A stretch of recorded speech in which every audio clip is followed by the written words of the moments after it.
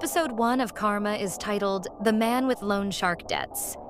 A man has been tied and beaten up. The abandoned warehouse he is in is set on fire. The firefighters find him, but he is badly burned. The doctors do their best, but his face is badly disfigured. After he recovers, he finally shares that his name is Park Hae-soo. A female doctor hesitates and is troubled when he thanks her for her help. It cuts to 15 days before the fire. Jae-young hasn't paid 3 months' rent. He avoids his loan shark, who ends up kidnapping him. If he doesn't pay back in 30 days, all his organs will be harvested. With no immediate plan, Jae-young goes back to work. We see that he has also borrowed from Chung Se-op, a friendly co-worker who is easily fooled. He overhears his boss firing a Korean-Chinese ex-convict, Gil-ryong. He has a sick child, but he was only hired because of the company's prison rehab program. Gil-ryong threatens the boss with a blade before walking off. Jae-young then overhears Gil-ryong's wife berating him. He also notes a face scar and a hand tattoo and quickly looks it up. The tattoo belongs to the knife of Yanbian, a Korean-Chinese triad. They are known for their violent revenge tactics. Suddenly, Jae-young's father, Dong-sik, is in a hit-and-run. The driver is a rich guy who wants to privately settle and gives Jae-young 5 million won. Jae-young gives his father 3 million for the bills, but tries to change his mind. Dong-sik refuses to give back the money, and a woman shows up. Surprised, Jae-young mocks Dong-sik for dating a gold digger instead of helping out his son. He then extorts 3 million more from the driver. That night, he heads to Dong-sik's to get some clothes for him. Along with it, he takes his dad's Rolex and some savings. As he looks around, he spots a life insurance policy with a payout of 500 million won if Dong-sik dies by motor accident or disease. On his way out, Jae-young is in a dilemma, as the only option for him is to be killed or kill his father. He is interrupted by some teenagers trying to get him to buy cigarettes for them. However, he gets aggressive and rude. Angry, the teenagers beat him up and steal his cigarettes and vape. He has a nightmare of being hacked to pieces and wakes up in the hospital. His dad is berating the cops for not putting CCTVs in every alley. He suddenly has an idea and runs off. He visits Gil-ryong and offers him 60 million won for killing his father. As collateral, Jae-young records their conversation and gives it to Gil-ryong. The only condition is that Dong-sik's death should not look like murder. Gil-ryong just needs to run him over in the same alley where Jae-young was jumped. Jae-young is in trouble almost immediately as Gil-ryong stalks him the next day. With a little digging, Gil-ryong has learned of the full payout and now wants 150 million. Cornered, Jae-young agrees. But he does rave and rant till Gil-ryong simply tells him to get a solid alibi. Jae-young invites Chang Se-op for a barbecue and books a karaoke room with escorts. Then plan is messed up as Chang Se-op is called home midway. Jae-young goes to the karaoke room alone and stays there till 10:12 p.m., ensuring he is memorable to the escorts. He then tries to get the waiter's attention at a cafe. He smiles and coughs, watching a video at full volume. At that moment, Gil-ryong runs over Dong-sik. Jae-young stays till closing time and then heads home. He keeps waiting for Gil-ryong's call and is annoyed when he doesn't contact him. Fortunately for him, he finally gets a call from a Chief Park who calls him in to identify Dong-sik's dead body. Jae-young smiles at the news, but he seems to have tears in his eyes. Stage 2 begins with him pretending to cry over his father. However, he is shocked for real when a witness is brought in, Dong-sik's girlfriend. A flashback shows her talking to someone when the murder happens. She sees the car reverse and Gil-ryong checking the body. On top of that, Dong-sik's body wasn't found in the alley. It was found buried in the mountains. Jae-young cries for real this time as he mentally berates Gil-ryong for messing everything up, and Karma Episode 1 comes to a close. Episode 2 of Karma is titled The Man Who Disposed of a Body. A hiker is vlogging in the snow. She is on Mount Chawol, which is not a popular hiking spot. She spots a dog digging at something. The mud has been unearthed to show Dong-sik's dead body. It cuts to Dr. Han Sang-hun waiting for his date. He comments that his life has been uneventful, but he is rich and has a pretty girlfriend. The girl, Yoo-jung, is crafty and messes around with him. She wants to hook up, and he nervously takes her to a hotel room. She calls the shots and is frustrated when he hesitates to drink. After they hook up, she has to leave as her friend's father has passed away. Sang-hoon doesn't want to drive while drunk, but she lashes out at him and he agrees to drop her. She is grateful and flirts with him while he is driving. He tries to stop her, but she kisses him and makes a move on him. Suddenly, they hit someone. The man is instantly killed, and Yoo-jung wants to call the cops. Sang-hoon stops her, ranting how she forced him to drink and drive and he will go to jail, which means they need to cover up the accident. Another car arrives and they hide the body, which actually belongs to Dong-sik. The driver is a mechanic and offers his help.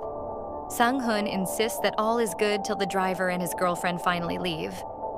As they leave, they wish they had taken a photo of Sang-hoon. Back at the crime scene, Sang-hoon decides to bury Dong-sik. Yoo-jung tries to stop him and they get into a fight. Suddenly, a man drops his drinks, announcing his presence. He starts cycling quickly and Sang-hoon knocks him out. Yoo-jung is at her wit's end as Sang-hoon kidnaps the eyewitness as well. He then emotionally blackmails Yoo-jung into accompanying him. They head to Mount Chawol. Sang-hoon wants to kill eyewitness and Yoo-jung has to convince him not to. Right then, eyewitness wakes up and starts screaming for help.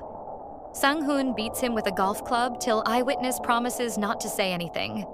He is whimpering and crying when Sang-hoon sends him 10 million won, calling him an accomplice. Eyewitness tries to leave but is told to help bury the man. Sang-hoon regrets the 10 million as he also injures his hand while digging. Eyewitness suggests digging deeper, but Sang-hoon shuts him up and they bury Dong-sik in the shallow grave. As they get into the car, eyewitness asks for another 10 million. Sang-hoon offers another 20 and tells him not to ask anything again. Eyewitness is delighted while Yoo-jung looks shocked. As they leave, the dog from the beginning of the episode watches them. Back in town, eyewitness asks for some cash for the taxi and Sang-hoon treats him like a joke. After taking out the black box's memory card, Sang-hoon gives his car for repair. It cost him 4.8 million and he looks defeated. As Sang-hoon struggles to come to terms, the mechanic couple stalks him and takes his photos. His hand injury has started to fester while Yoo-jung ghosts him. She finally responds, saying she was busy. He asks her to pitch in to fix the car, citing financial issues. He then tells her not to contact him for a while. She agrees and he laughs internally as he wants to punish her for making him drink. At the end of Karma Episode 2, someone enters the clinic while Sang-hoon is treating his wound. He looks in shock as it is eyewitness. Episode 3 of Karma, titled The Unrighteous, begins with eyewitness asking Sang-hoon for more money to stay silent on the matter. It cuts to Jae-young practicing his fake mourning in the precinct toilet before he goes to identify his father. However, in the next cubicle, Officer Beck seems to have heard everything. He approaches Jae-young and asks about his alibi. When he heads to each place to confirm them, he is surprised that everyone remembers Jae-young. Meanwhile, Jae-young struggles to get the insurance payout. The firm makes him wait for 3 hours before the supervisor meets with him. It happens to be none other than the hit-and-run driver who first hit Dong-sik. He explains that the payout cannot be released till the investigation rules Dong-sik's death as an accident. Jae-young is furious, but the supervisor suggests that he only helps those who are kind to him. Jae-young is awkward as he apologizes for extorting money from him that day. However, he is sent away with vague promises of the payout. He is annoyed to see that he only has 16 days left to pay off his debt. As for Gil-ryong, Jae-young avoids him, and the ex-convict shows up at the funeral. Jae-young is furious about the mess-up, but Gil-ryong explains what happened. Dong-sik hadn't died and seen Gil-ryong's face, which is why he had to improvise. But a deal is a deal, so Gil-ryong wants his money. Jae-young tries to attack, but Gil-ryong pushes him off and threatens to reveal their recording. From afar, Officer Beck watches them. He follows Gil-ryong home to his junkyard and then sneaks into his trailer. He takes the recording and runs off, but Gil-ryong catches him. He believes Jae-young has sent Beck and kills him. However, he is shocked to see that he is a cop, and a CCTV has recorded everything. He tells Jae-young he wants the money the next day or he will kill him. Instead, Jae-young decides to kill Gil-ryong and avenge his father. Back to eyewitness and Sang-hoon, The former asks for 30 million more. A frustrated Sang-hoon agrees, but needs a week. He looks angry as eyewitness befriends his nurse. He then heads out to get his car. The mechanic finds it odd that the damage is on the windshield rather than the bumper. He assumes the deer must have jumped onto the car, and this makes Sang-hoon suspicious. Sang-hoon calls Yoo-jung and tells her how eyewitness has orchestrated everything. He will report it and claim eyewitness forced him to bury the body. They meet in her car as she is still traumatized by his car. He shows her the CCTV footage, but she suddenly asks him how eyewitness knew to target him at the right time. He doesn't understand, and she suddenly rants about how annoying he is, and that she can date whoever she wants. He tries to choke her, but eyewitness shows up and knocks him out. Turns out, Yoo-jung and eyewitness are a scammer couple. They decide to lay low in their hometown. At a distance, the mechanic stalkers follow the trio. The scammer couple imagine the ways they will cover Sang-hoon's death as they arrive at their destination. It is the abandoned building, which was burned down with Jae-young at the beginning of the show. Yoo-jung smirks at the memories of the place, while eyewitness calls her out for being weird. They are digging and bickering when Sang-hoon wakes up. He is about to leave when he sees Yoo-jung laughing. He runs the car into her and starts laughing when she dies. Eyewitness attacks him and Sang-hoon tries to apologize, claiming he is short-tempered. However, he doesn't have any money left to bribe eyewitness, who kills him. The mechanics record all of it. It cuts to a flashback of Yoo-jung in school. She is watching Lee Ju-yeon, who is popular. Yoo-jung bitterly comments that Ju-young pretends to be a prude but flirts when no one is watching. Unwittingly, Ju-young also steals the school magazine cover from Yoo-jung. As revenge, Yoo-jung pretends to set up a blind date for Ju-young. She then kidnaps her and leaves her with 3 boys at the abandoned building. It is suggested that they rape Ju-young. At present, an adult Ju-young wakes up from her nightmare, and Karma Episode 3 comes to a close. Episode 4 of Karma, titled The Woman Trapped in the Past, begins with the burning of the abandoned building in Guho. The cops present include Chief Park. The doctors do their best to save the burned man, and we finally see his face. It is not Park Jae-young, the debtor. It is the arsonist with the gold watch, eyewitness. The next morning, Ju-young begins her routine as usual. She is calm with the stubbornest of patience even when she is injured. Hwang watches her and offers his services to her should she ever need them. She is finally asked to visit eyewitness.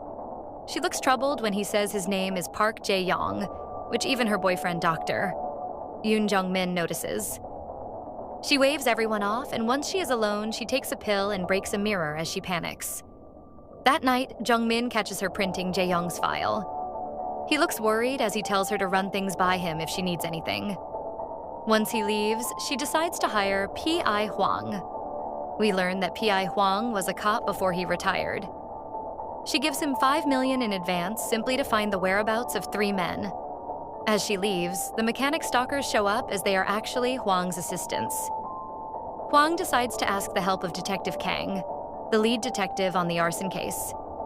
As they chat, Kang reveals that there are multiple burned, unidentifiable corpses that he thinks are the suspects. We also learn that Hwang is Kang's mentor. Hwang had to take the fall for a bunch of corrupt cops, which is why he quit early. As Kang hands the files on Ju-yeon's 3 men, he wonders why Hwang is looking into an old rape case. This surprises Hwang as he sees that the 3 men are involved in a high school gang rape. The culprits are Park Jae-young, Yoo Tae-jun, and Yang Yong-seon, and the victim is Lee Ju-yeon. A flashback shows Jae-young asking Ju-yeon out via Yoo-jung. It is a sweet date, and she has fun. As they are returning home, 2 boys in masks jump them. At the station, all 3 boys are brought in. Ju-yeon is confused, and the cop reveals that Jae-young orchestrated the fake kidnapping and is one of the boys who raped her. At present, she sits beside eyewitness who is in pain. Hwang calls her and tells her about the rapists. Tae-jun and Yong-seon turned into criminals and died gruesome deaths. Hwang comments that it must be karma. As for Jae-young, he has been living a quiet life in Paju. She finally tells the nurse to give eyewitness some morphine for his pain as she realizes he is not the same Park Jae-young who raped her. Unfortunately, Kang updates Hwang that Jae-young is the sole survivor of the arson case. Jung-min and Ju-yeon are having lunch when Hwang updates her about Jae-young. This has Ju-yeon in shock as she wonders what to do. Meanwhile, Eyewitness is awake and laughing as he has gotten away scot-free. The cops interview him and he claims he was kidnapped and tied up in the abandoned building. 2 men were fighting over whether to kill him. Then someone poured gasoline over him and set him on fire. Is this what happened to the real Jae-young? The cops try to take his fingerprints to confirm his identity, but he is apologetic as he shows his burnt fingertips. The cops also share that his aunt wants to see him, and he looks annoyed. He calls for a doctor once they leave. Meanwhile, Ju-yeon imagines killing him in his room. In reality, he walks out, having convinced her superior to have him discharged. As he leaves, a woman complains that someone has stolen her husband's clothes. Ju-yeon goes after Eyewitness in the elevator and accuses him of not recognizing her. In a roundabout way, he claims that she doesn't know him. When she pushes on, he claims that the Park Jae-young she knows doesn't exist anymore. She is stunned as she believes he is toying with her. She once again shows up when he gets into a taxi and blames him for her nightmares. He laughs at her for being clueless before the taxi drives off. At the end of Karma Episode 4, Ju-yeon decides to kill him. Episode 5 of Karma, titled Rewind, begins with Eyewitness struggling with pain while the taxi driver eyes him warily. It cuts to when Eyewitness kills Sang-hun. He takes his glasses, his coat and car, and takes off. At the same time, Sang-hun's wife calls P.I. Hwang, berating him for being slow. His assistants finally show up and he scolds them for being late. They simply give him the camera and he is delighted that they have evidence of Sang-hun cheating on his wife with Yoo-jung. However, as he continues to scroll, he comes across the photos of Eyewitness killing Sang-hun. 10 hours before the fire, Jae-young tells Gil-ryong to meet him at a parking lot. Gil-ryong immediately secures a boat to China that he plans to take after getting the money. As he is leaving, Eyewitness shows up and greets Gil-ryong as an old friend. A flashback to 6 months ago shows that Eyewitness and Gil-ryong are cellmates. Eyewitness' sentence is over, and he tells Gil-ryong to call him if he needs any help. Yoo-jung is waiting for him, and we learn that they are classmates. She needs people like Eyewitness for her cons, and he is delighted. We then get a montage of Yoo-jung sleeping with rich men, and Eyewitness extorting money from them. Some months later, Yoo-jung meets Sang-hun for the first time. Right then, Eyewitness gets a call and he leaves before Sang-hun can see him. It is Gil-ryong who wants his help with Jae-young's life insurance con. Eyewitness is the one who helps Gil-ryong find the real payout amount. He also recognizes Jae-young as some loser from his school. On that fateful night, Dong-sik prays for his son as his sins can never be forgiven. A nun tries to comfort him, but he knows it is all in God's hands. While leaving, his girlfriend reveals that the parish is holding a birthday party for him. He refuses, saying that he has not yet recovered from his hit and run. After he leaves, she decides to bring him some cake. Once he reaches the alley, Eyewitness runs him over twice. Gil-ryong goes out to check on him. The girlfriend arrives with the cake and sees it all. Gil-ryong tries to go after her as she calls the cops, but she runs off. Nervous, Eyewitness and Gil-ryong drive off with a still-alive Dong-sik. Eyewitness panics as Gil-ryong suffocates Dong-sik to death. Now the cause of death is asphyxiation, but Gil-ryong is determined to get the payout anyhow. At that moment, Yoo-jung calls Eyewitness, having spiked Sang-hun's drink so they can extort from him. Eyewitness suddenly has an idea and tells Gil-ryong he will handle the body alone. In his usual roundabout way, Eyewitness rambles about his new scheme to Yoo-jung. Plan B begins as Yoo-jung wakes up Sang-hun and distracts him as he drives. Right when they reach the overpass, Eyewitness throws Dong-sik's body on Sang-hun's car. At present, he tells all of it to Gil-ryong, who is annoyed that he made such a spectacle. Eyewitness insists that he wanted to bury Dong-sik well, but Sang-hun threw a tantrum. He wonders how they will get the payout, but Gil-ryong is determined. Meanwhile, Officer Bayek is found, and from the CCTV, the cops get Gil-ryong's face. Chief Park goes through his belongings and finds Dong-sik's photo. In the parking lot, Jae-young amuses himself by reenacting the way he will kill Gil Ryong. Once the ex-convict shows up, Jae-young starts driving. Frustrated with the delay in the payout, Eyewitness follows them. At Guho's entry, cops start looking for a suspect. Before he can spot Gil Ryong, Jae-young chats up the cop. However, they are looking for Eyewitness for Sang-hun and Yoo-jung's murder. Having caught on, Eyewitness makes a run for it, leaving the car behind. As for Jae-young, he takes Gil Ryong to the abandoned building. He pretends to get the money, and as planned, he attacks with the hammer. However, Gil Ryong had already spied on Jae-young reenacting his murder in the parking lot. He knocks out Jae-young and ties him up in the abandoned building. Gil Ryong shares their location, and Eyewitness finally arrives. The two bicker as Eyewitness doesn't believe they can escape Temka cops. He suddenly notices that he has the same build as Jae-young. He kills Gil Ryong and changes clothes with Jae-young, taking his watch as well. When Jae-young wakes up, he orders Eyewitness to free him. Eyewitness laughs and says he is now Park Jae-young.